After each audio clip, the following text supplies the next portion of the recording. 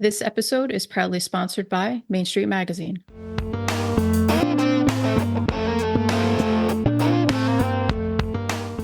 Thor, and we are at season 5. Can you believe it? January 2026.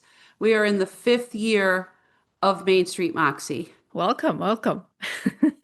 And we have a banger to head off with. We're kicking the year off right. Yeah. We have what Vogue magazine and the New York Post have dubbed one of the most powerful women, or 50 most powerful women. We have Silda Wall Spitzer coming with us today.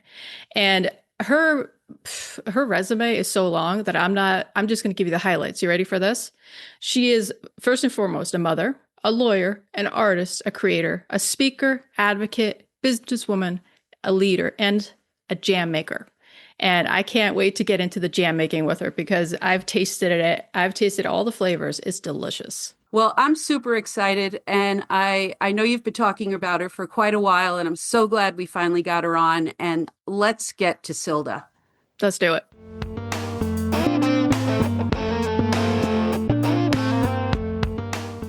Silda, we're so excited to have you. Thank you for joining us. Thank you very much. I'm very excited to be here with you. So I'm dying to know, how do you define Moxie?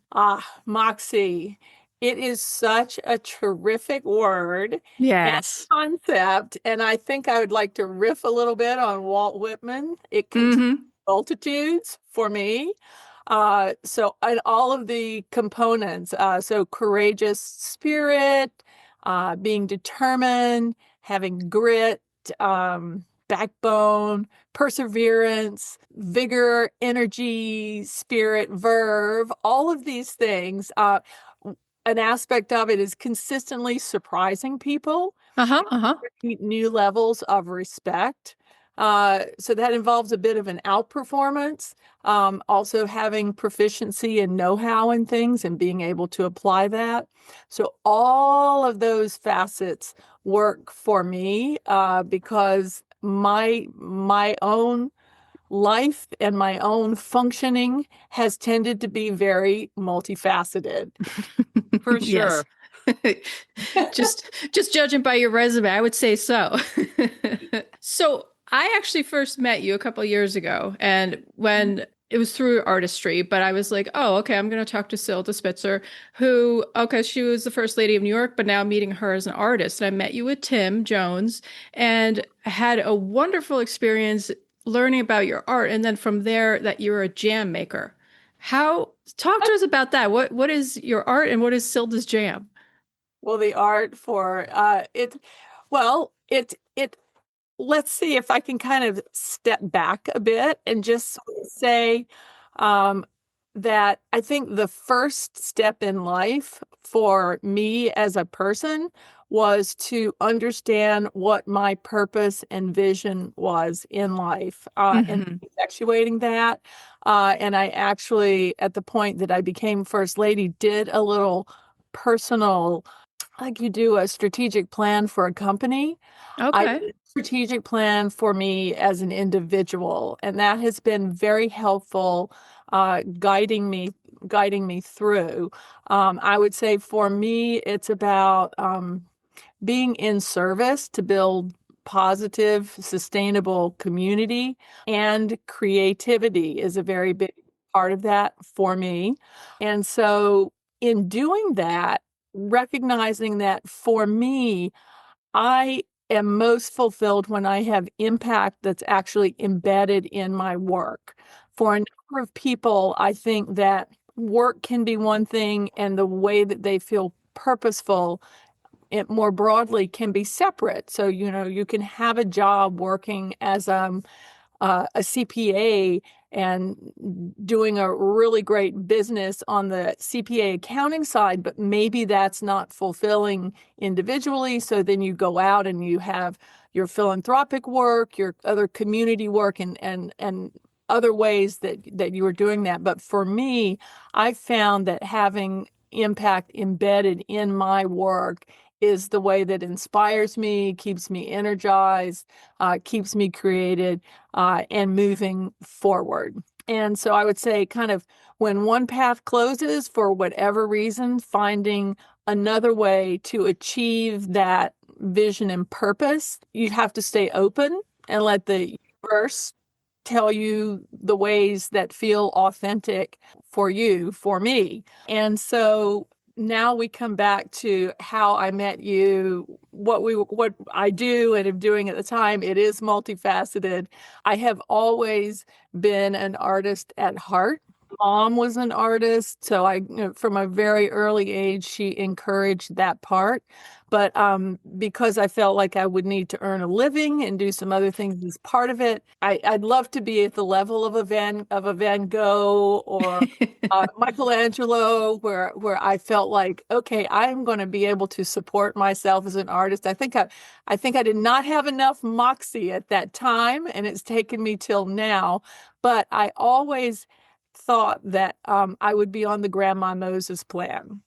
And so it's always been an intention to have art as a very big and professional, if you will, part of life, but to do it at the point that I hit for me, my magic number was 65. And so once I hit that was going to be a huge part. And I actually started 10 years or more before that.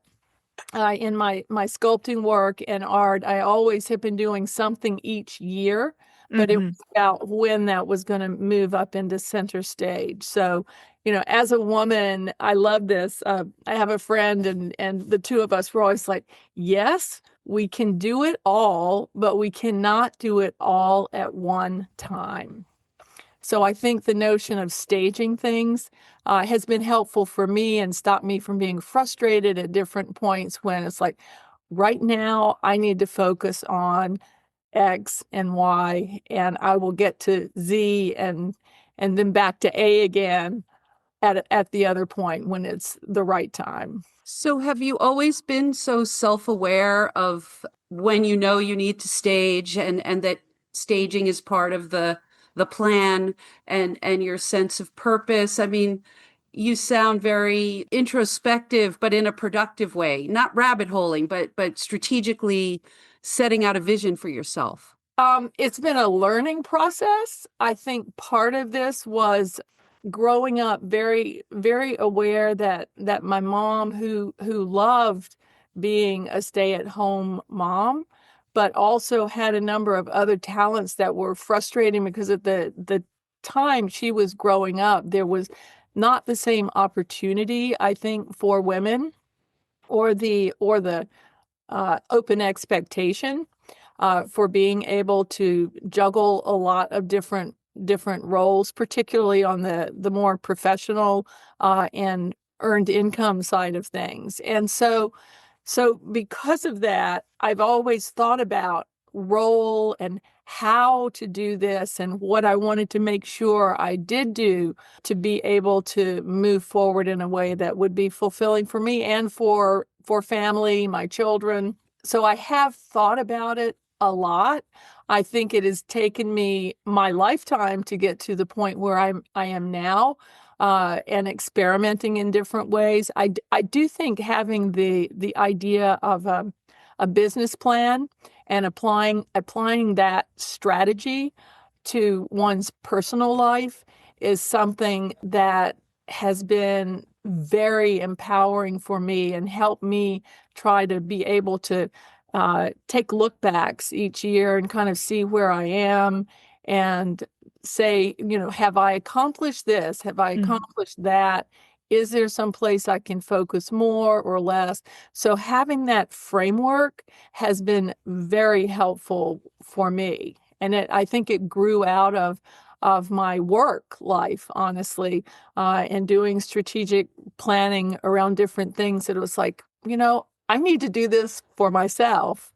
So that's been very helpful. I like how you've been able to, you talked about earlier, finding purpose in your work and not having it be so siloed into work and home. And it sounds like that's just part of your MO, part of your way of operating is to not see those divisions, Right. which allows you to operate, it seems like, in so many spheres.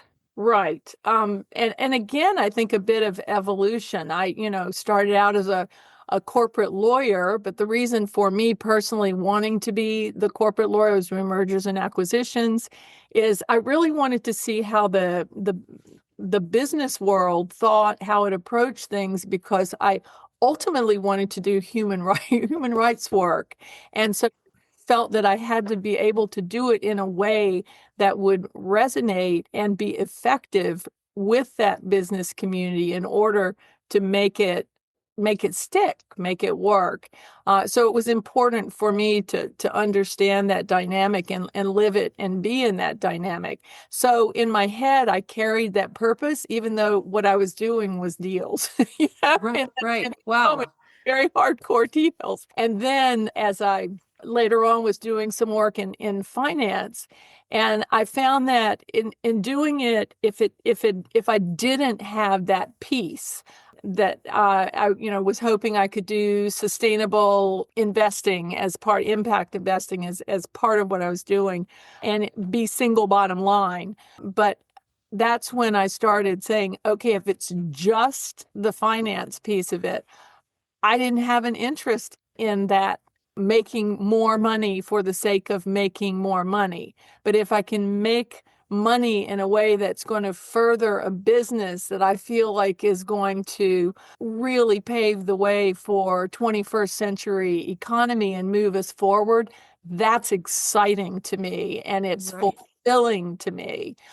So again, a process of being able to identify and articulate what it was. So before, when I started out, I think I was carrying it in my head. And then as I grew, and in the middle, I took a substantial time off to raise my three girls, and I was doing not-for-profit work at the time and all. And so that was deeply fulfilling, but getting it to the point where I was back in the paid world and also doing it, I realized I had to have the impact as part of what I was doing day to day. That makes so much sense looking through your resume, because I'm like, it's many pages, and Mary and I were going through it, and I'm like, there's this connection here with always doing good, doing better work, and on a greater scale.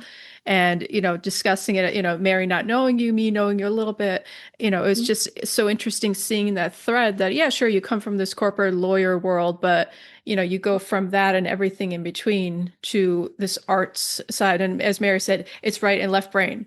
So it's just fascinating to see. And how there was one in particular, the Children for Children really stuck out for me, your work with that. I'd never heard of such an organization, and I highlighted that, and I wanted to ask you about it, what your work there was and what enticed you to work with them. Right. So I will say, just as an overview to try to tie it together, because I've done the same thing, trying to look at the resume and go, what is the thread? And it really is about kind of like working towards sustainable community and creativity are kind of those threads. So how to be additive to that. And with that as the backdrop, the other piece is that once you have that vision, that purpose, for me, as I said, there are different doors that you can take to get through it. So in my mind, I kind of have this triumvirate of, you've got the private sector, you've got the public sector, and the nonprofit piece.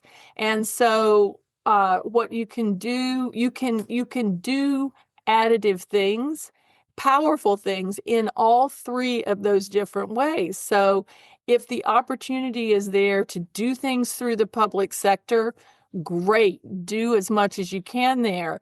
If you can also do it through private sector, and you can do it through nonprofit. So I was in a point where I had been working as a corporate lawyer. I had my third child there, and there was a point where it was like, I really know that my family, I want them to have a parent who is there full time, if we are in the fortunate position to be able to do that. For now, feeling always like I wanted to stay tied in professionally, and I always wanted to go back and do, outside professional work, but I really wanted to focus on the family. And so was doing that and was very frustrated because having grown up with service as the key, I was looking for ways to start involving my children in their broader community and be able to understand like that we all have more in common than we have difference. We all have moments in life where we need help in various ways from other people. And there is something that every one of us can give to help make better something else for someone else. And so I was really looking for those early service opportunities and ways to do that that were not sectarian, something that would transcend labels of different religions, different ethnic, different everything. Like where's our common core? Mm-hmm. That for me is service. And I just could not find those opportunities for younger children. And was how can I do that? And actually was reminded because I kept talking about it that my dad, I never heard him say a curse word in his whole life. My dad, he was great. And however, there was a moment where my mother was talking about something and she wanted it to be better or different or something, and she was going on and on. And my dad turned to her and he said, "Honey, either piss or get off the pot." And so for me to go back to Moxie, a big part of Moxie is acting. So you don't just talk or think about or get frustrated with, you actually have to do. And that's Mm-hmm. the Moxie piece, I believe. And this was a similar moment where I was sitting there very frustrated and was kind of basically, okay, you're either going to act or you're going to be quiet about it. And so started a not-for-profit that was really focused on engaging children from an early age in volunteering and service from all backgrounds. You discover who your purpose is as part of that. It's one of the beautiful things. And it's also helpful because it's helping other people. So it sounds great, but it's also the best thing that an individual, like a parent, can do for a child to be able to allow them to find their sense of purpose and understand that it's not about what everybody else is going to do for you. It's about what you can do to solve problems and be able to move forward. And that is really empowering. It's also a lot of applied learning where, okay, you study math or you learn how to read when you're in school, but okay, it feels very detached. But if you're making a project, you're doing a lemonade stand, you have to buy the ingredients to do it. You have to figure out how much that costs. You need to be able to price things. So you're going to be able to make some money to be able to do the project that you want to do to like plant a flower garden or whatever it is that the goal is. And so when you do that, you're applying all of this knowledge, and you understand that you have a role, you have a purpose, you can make a difference. And that is honestly, I feel like every child needs to have that experience, that is the most important part of their learning and being able to navigate life successfully. Because you tell somebody, we're going to do service projects, and they go, oh, that's a really nice thing to do. That's really sweet, but it's additive because we've got to focus on these other things that are kind of hardcore educational. And we go, no, because service is not the cherry on top of the cake with the whipped cream. It's actually the baking powder. And if you don't put the baking powder in the recipe, your cake is not going to rise and it is going to be a mess. And so if you can understand how much this goes to the heart of who we are and who it is we're creating in the next generation, um, that is a huge understanding for adults, I think, to be able to grasp. And I think it would be helping our society right now if we were focused on that and we were focused on raising our children that way and bringing them together and showing how we're really all part of the same thing, as opposed to trying to focus on divides. And if you can't tell, I am super passionate about this. I feel like it is one of the most important things for our society. That's what I was doing. And I did not take a salary for that, but I built the organization to be able to do that. We did some amazing, amazing work. And then we were trying to figure out how to scale it because people were asking us, oh, could we do this in, I don't know, San Francisco or where, Fort Worth, wherever. And so we looked at how best to do that, had a consultant come in and basically decided that the way that we could keep most of the resources going to the actual projects and engaging the kids rather than bricks and mortar would be to come up with a deep partnership. And we ended up merging with what was then hands-on Points of Light. And they did not have a youth services part, but they had volunteer structure throughout the whole country. And so the idea was we merged into them to be able to bring youth service as a component of what they were doing. So that's where Children for Children ended up being part of Points of Light and the Hands-On Network. And they renamed it Generation On and did a lot around that. So, but I would love to see more of that. I would love to go back. It just, my heart sits there, a big part of my heart. So you have the nonprofit, the private, and the public sector, and then the fourth pillar is the jam. So can you talk about like how do you like the jam's kind of all of the above, I think, which is good. Well, it all goes back to that sustainable community. And a big part of that is it's using local fruit as much as we can.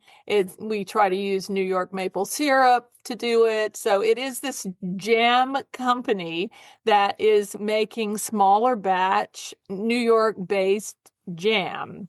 It's lovely. It's got creativity that comes in it through the different flavors. It's something I had done for years and years with my my family and giving holiday gifts. So had tried a lot of different things, and over the years had moved to maple syrup because that was it was different. It's a different flavor, but I just like the idea of something that's less processed and more natural, and it gives a little bit different flavor. It's more kind of less sweet, more smoky. So it's something that I've really got excited about putting in there. Got really good response from people for the holiday jams and all. And I started using natural fruit-based pectin instead of something that had animal byproduct in it, and realized that as I have a daughter who was vegan for a number of years, and I realized, oh, we're using the fruit pectin. This is actually vegan what we're doing. And so loved being able to have a product that was consistent with that. So that's the jam kind of emerged from that. I was never intending to turn it into a business, but I was working with New York Makers, which was the first digital magazine and marketplace for the state. I couldn't believe that there had never been a magazine for the whole state, but wanted to do that. I felt like it was emblematic of how atomized we have been in this state, that people who are in one county had no idea what was being done just miles away. And there's so much creativity. There's so many fabulous ideas, innovation, just wonderful things, and beautiful, beautiful artistry and products. So was looking for a way to highlight that and kind of bring that together. So that was the New York Makers beginning. And so on the marketplace, we did not charge anything for merchants to be part of it. We just were getting a very small piece of selling their products to kind of help us keep going. And it was like we're looking at this and going, we need bigger margins. We need bigger margins. We're not making enough to be able to, make this work as a business enterprise. And so I had given Amanda Di Robella, she was my COO at the time, and she got a holiday gift of the jam, and she's a maker herself, and I'm the maker of the jam, and she gets this and she's like, this is so good. We have to sell this on the marketplace. And then we're like, oh, maybe we could get better margins ourselves. And so that's how we kind of started, was to help support New York makers. And it gave us real firsthand experience in how to kind of start a small business and build the small business and the challenges that makers face.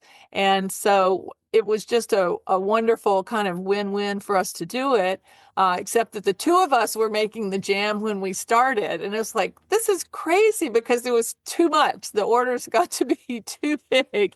And so we found a wonderful co-packer in Columbia County. I'm actually sitting in Columbia County right now, so very near us, and have been working with them and using the recipes that we developed. And so it has been a true adventure, and understand all the challenges that again, Moxie comes up in terms of just determination and persevering, because it's one challenge after another. And we sort of started this right as COVID was beginning, and we faced every kind of challenge possible, including the company that had been making our jars got sold, and poof, there were no jars. And we have this very distinctive little squat, cute jar that I love, that I don't know, when I saw it in any other one, it just didn't feel like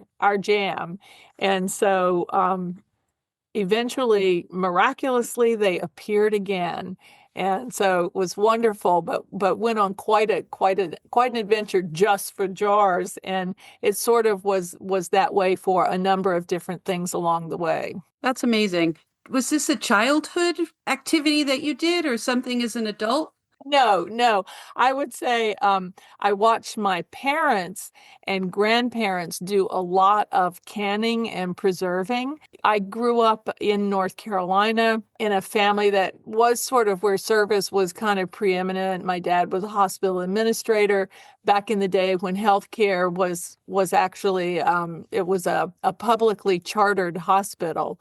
So it was not a for-profit hospital. So anyway, it was a wonderful life, but one where we did not have a lot of economic input. So we were very thrifty in how we did things, and did a lot for ourselves.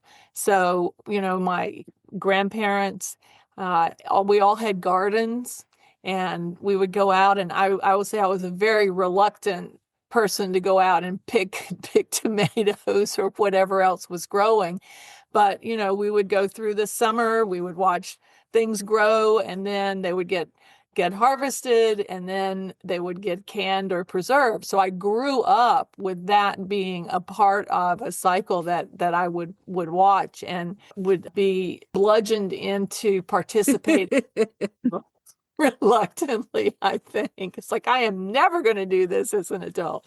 But there you go. And so that was the influence. And then one summer, my parents were up here for about a week. And I've been coming to Columbia County, back and forth between New York City and Columbia County, for almost 40 years. And so we were up in Columbia County, and have had a beautiful kind of farm area of the property, but filled with peach trees that had never produced anything. Because you can go I think it's like sometimes 7 years and you don't get peaches, and then all of a sudden you get this amazing crop. And so that particular year, there was just bounty of peaches, and they were on the ground and everywhere. And we were walking there, and my dad's like, "Well, what are you going to do with all these peaches?" And I'm like, "Nothing. I don't know what to do with them." And so he's like, "Well, you could make jam."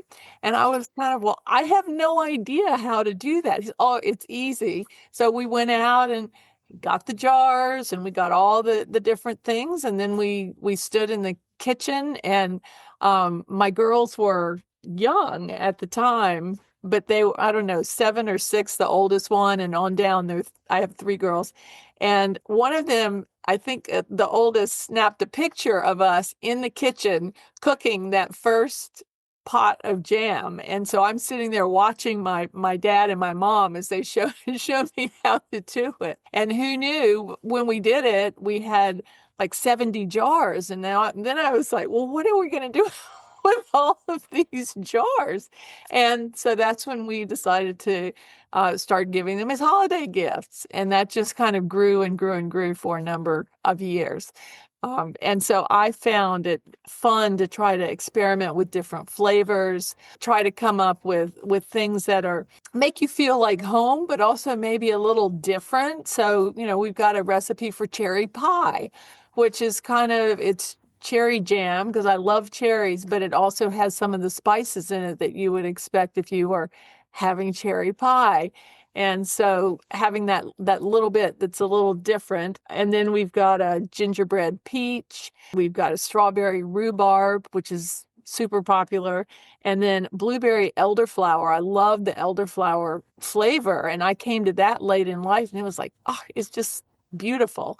So love that. And then we created this one year. We had blackberries and raspberries, and we put it together to try that. And it was really good. And I was like, what do we call this? And so one of my daughters suggested Blastberry, Blaspberry. And so that's kind of stuck, and we've sort of used that name for it.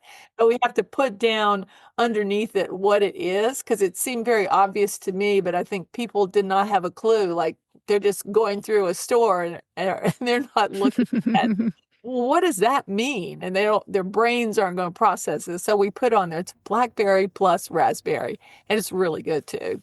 So I can attest, it's really good. Yeah, I'm kind of wishing this interview was in person, because I'm thinking she would have brought some jars. I am sure I can get some to you.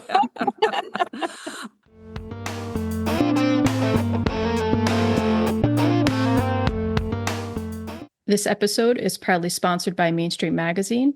Main Street Magazine is a monthly magazine and a website with daily content, and we love to feature people, places, and things that make our community special. To learn more, please visit our website, www.mainstreetmag.com.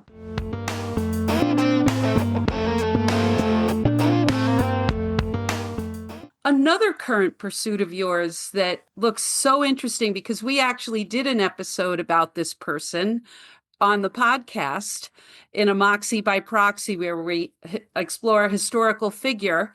We had a local history teacher who talked to us about Eleanor Roosevelt. Oh, fantastic. And now you're involved in a documentary series. Can you expand on that at all? Yes. So it is, I will say right up, it's not a documentary. It's actually a drama series. Oh, sorry. That we're developing. So kind of think The Crown of America, right? So this has just been a great privilege to be able to work on this process. It's one, I like to say, the universe just kind of brought this because it came from a number of different angles. And it was just one of those things that when it presented, I felt like if I don't work on this, I will regret this for the rest of my life, that I didn't do it. So I have not been part of an executive producer team before. So this did require some moxie, but it actually brought together some of the business development pieces that I had done working in the finance space. As a lawyer, I use those corporate lawyer skills every day in various parts of it. I was an English and history major. You don't have a better story than this. I had not until maybe, I don't know, 15 years ago or so, I had not had that much familiarity with Eleanor Roosevelt. I knew she was fantastic, and I knew Hillary Clinton was crazy about Eleanor because there were a whole lot of these Eleanor references when President Clinton was in office. And so I knew that there was something there, but it was just like, that's not my focus. And I had been asked to speak for the Valkill Partnership, the Eleanor Roosevelt Valkill Partnership, about 15 years ago. And I was like, I think you can find somebody better because this is not my area of expertise. And so they kept coming back. And at some point, I said yes. And they said, that's fantastic. And then the minute after I said that, they said, oh, by the way, the other person who's going to be speaking at this event is Blanche Wiesen Cook, who had written at that time 2 volumes in her biography, which is now 3 volumes of Eleanor Roosevelt. And I was kind of like, I went on my personal seminar effort where I read her books. I read all these other things that Eleanor had written, and it was just a massive cram session for me to be able to stand up and do my presentation, my remarks, without having Blanche call me out. So Blanche for me is kind of in the pantheon. And then lo and behold, this project presented, and it is using Blanche's books as the intellectual property for it, and getting to work with Blanche, which has just been a huge honor for me. And so there was that piece. And then as I had learned about Eleanor, there was a lot that I felt very connected with her.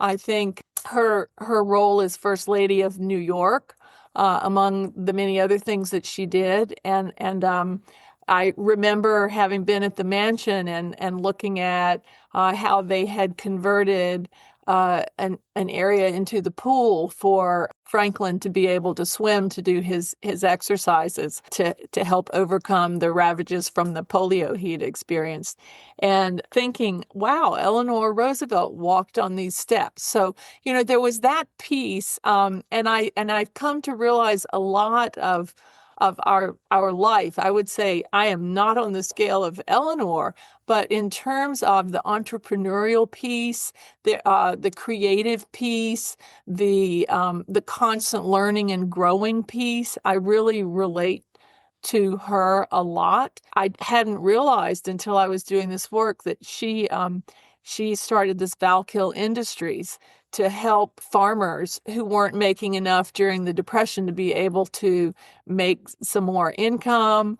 She had started a school, and I'm thinking about all the service work that I had done with Children for Children, and a lot of it is about educating that and engaging the next generation. So there are many kind of parallels there.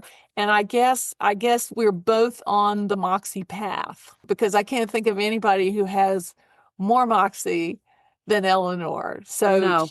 So she's kind of a guiding star at this point in my life for that. And she also had to endure hardship and find her own path forward. And so I think I've had to do that too. So I think we all do as individuals. So is that part of the driving force for you and Tim when you made the Eleanor necklace? Well, it was because Tim Jones and I have been doing sculpting for the last, I don't know, 13, 14 years.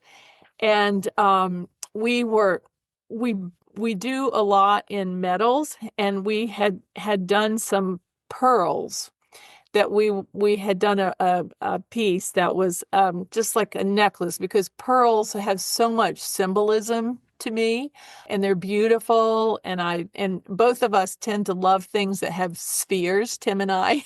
So we had done a bubble bath sculpture and some other things that again have round. And so I was obviously thinking Eleanor on the brain, and I saw a photograph of her, and she actually would wear 3-strand pearls. Mm-hmm. Mm-hmm.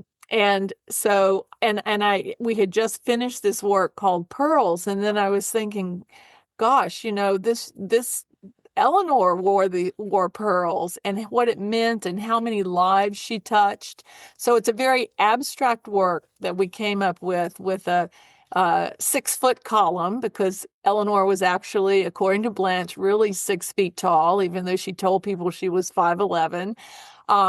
And then other plinths around her that, representing other people, and having these 3 strands of pearls fall on all these other people around, connect to the different plinths as people, just to, as really a tribute to her and her generosity of spirit and her influence, and the way that kindness and love and caring can be transformative. And I think she chose that path instead of one that was about bitterness, for she suffered an enormous amount of tragedy in her life. I had no idea, but I think anyone who listens to this podcast should go read Blanche's books, because they're so excellent and amazing. And the way she transformed that into love and caring about other people and trying to make their lives better. And so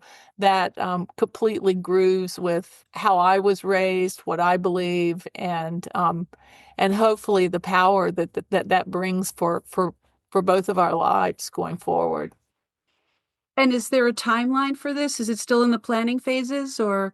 It is. We're in pre-production at this point, but we are really nearing that mark where we're ready to go into production. So we're right at that phase. So That's so exciting. it's exciting. It's a lot of work. It takes a lot of perseverance and a lot of, you just have to keep going until the right partners, the right path opens up. But we're very excited and ready to go and working hard on it. And I've got some great team that I'm working with too. It's just so interesting how the universe is on a slow boil sometimes. 13 years ago, you took this jump and did this thing of giving a lecture about someone you didn't know about that much, and then meet the author. And then 13 years later, yeah, you have to align with that. Yeah, yeah. I do personally believe that the universe does connect and opens in unexpected ways for all of us. And I find that fascinating. I don't quite know how, I don't know what to do with that, but just accept it. Yeah. It's impossible to deny that that's the way it works. So correct. 100%.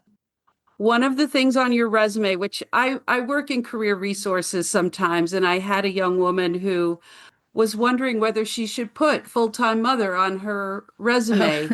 And when I was looking down, I'm like, oh, mother of 3, what organization is that? And realized that it's your family. Was that can you talk about even the decision to put that on a resume, or what advice you have for women who choose or have as you said, the luxury and the opportunity to stay at home and have a gap in their resume? Can you talk about that a little bit? Well, I do wish that society did not view that as a gap, because I think that it is an amazingly challenging and fulfilling as any job, but it is a real job. Yes. And I think that we do not compensate moms in particular, dads more than certainly 20 years ago. They're more involved now, but the notion of parenting and that being something of enormous value, and we don't attach a value to it.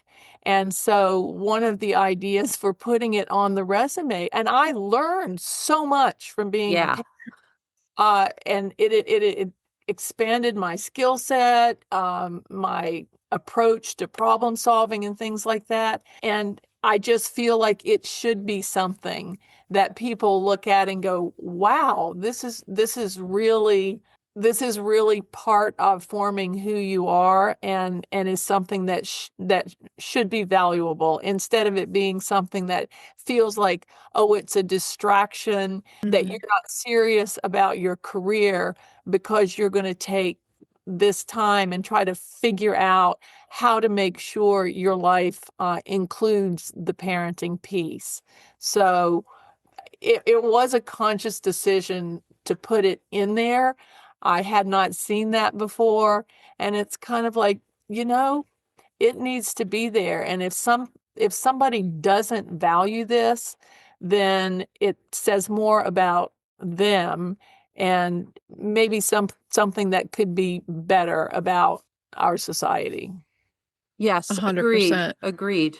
If anything, it shows the ability to prioritize and to be able to juggle so many things at once while dealing with a small human. Or Exactly. three. Or three. Exactly. And I definitely need help in that process. I could not have done that alone, but it is just, yeah, yeah. I do think a lot of society has actually been built on the backs of women being high performers, carrying enormous loads and not being paid for any of it. Yet there are professions around that do get paid for it, but taking care of aging parents, Yes. a lot of that still falls more heavily, I think, on women. I think COVID was a real window into how that kind of shifted things in a way that was it was more visible, I think, there. And I think it would bankrupt society if we really paid women for everything that they do.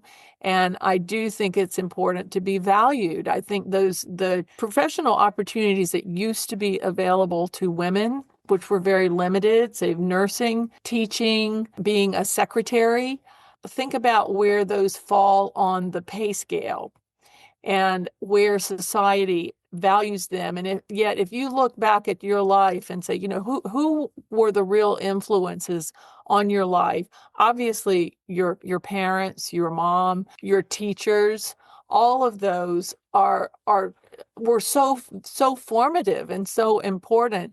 And yet we don't, as a society, remunerate the people who were doing that. And that was largely women. I think there are a number of men who have now started doing those jobs as other professional opportunities have opened up for women. And I do hope that at some point teacher pay gets the kind of respect that I think it deserves. So yeah, but how do we, as a society, how do we deal with this when a lot of what we have brought to the table has not been economically rewarded?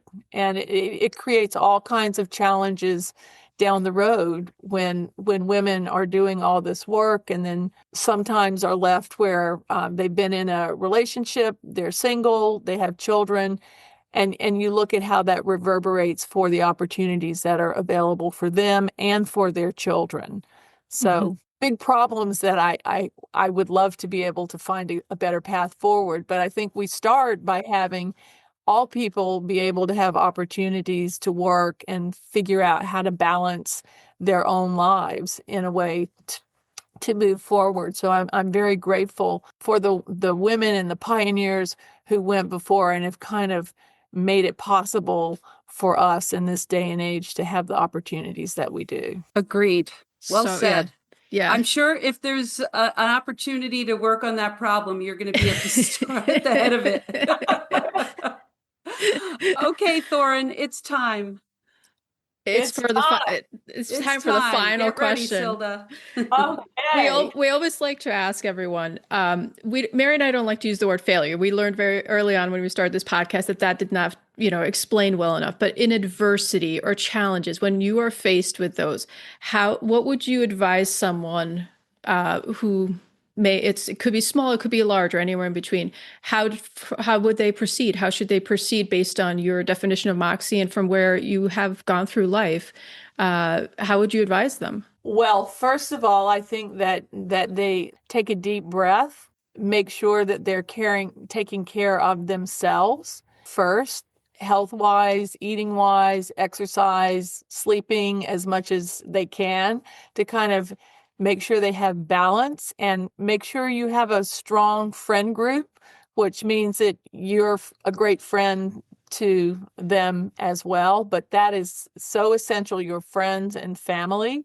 But also, I think that is one of those inflection points where you do, as I mentioned, this like strategic planning. I think that is one of those moments where you really touch base with knowing your purpose and where your life sits at that moment, what your vision is. And then I think being open to finding out how to move that forward. So what are the possibilities, and what are your priorities in that moment?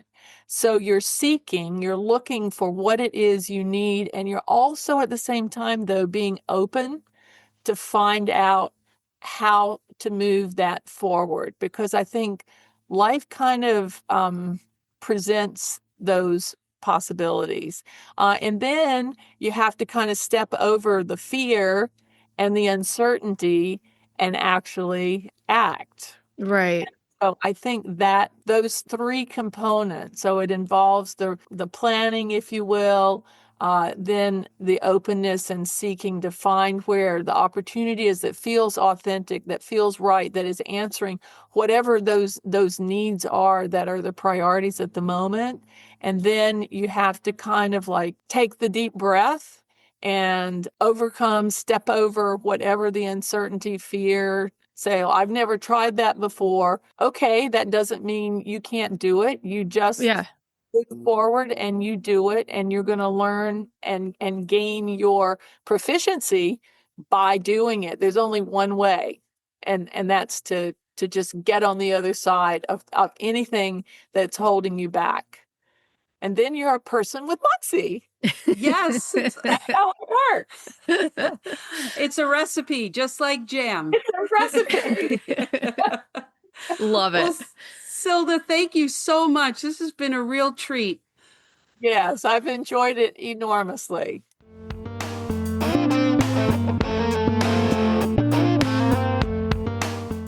So, Mary, have you gathered yourself? Have you taken all this that Silda had to share with us? And can we even have this conversation right now and compose it in 5 or 10 minutes?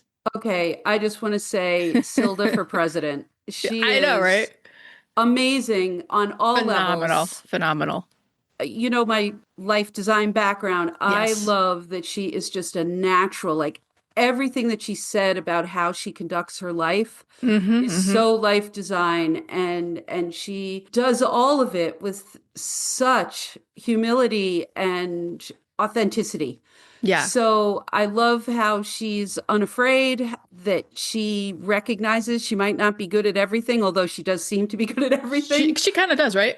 Yeah, but I'm super impressed with her thoughtfulness about societal issues Mm-hmm. and her vision for children and for Yeah. women and for Yeah. families, and that her creativity goes well beyond her art. Oh, so far beyond. When we were talking about it before we got on the air with her, I was telling you that I met her a few years ago, and I've had the honor to work with her, doing some photograph work with her and seeing her artistry, and we featured her in an article about her art. But to get to know her, to be around her, she is one of these people who just emanates joy and positivity, and you just feel like you're basking in their glow. You get rejuvenated and you get so inspired. And for me, that's in many ways the definition of Moxie, because you need that in your life in some fashion. And I hope everyone has a little piece of that. But to hear her also talk about one of the biggest factors, it's the courage to then take action. And I think that's a pivotal role that where we start doubting ourselves when it comes to actually doing something that we want to do. And as she said, you may not have all the qualifications to do it, but you still have to do something. And to hear her story about children first, or children for children, and how she kept, there's something needs to be done. And then she finally created this amazing thing. I think just hearing her speak about everything, it's, yes, you have to have the idea, you have to have, the steps to do it, but you also have to do it. And I think that for me is one of the biggest takeaways. Plus, I didn't never thought of it this way, but when she was saying kind of come up with a business plan for your life, Yeah. in some fashion, it also keeps you accountable and keeps you on track and makes you, take accountability for, is this the way I want things to go? Am I doing the steps? So it kind of had me, while she was talking about that, I'm like, oh, I've never thought of that. I don't think any of our guests have even discussed that either in a personal capacity. So that really struck for me.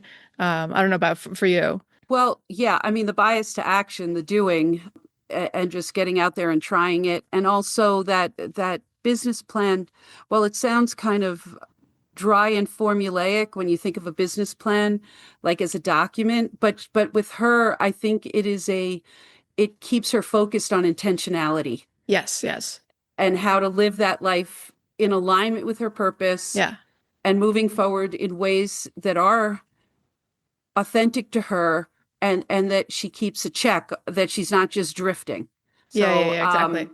I thought I thought of it more in ways like when you took some life design course a while back, you were telling me about it. I thought of it more as, you get the paper out with the markers and the stickers and you draw this whole thing. So it's not so cut and dry, but it's, exciting and vibrant. And, so yes, that's kind of how I envisioned that when she was talking about it. And fair enough. it reminded me of when you were taking that course and talking about it and you had to, get in there with the colored markers. Yeah. So anyway, well, great job and great guest, and onward Fantastic. to 2026. Here we go. Happy New Year.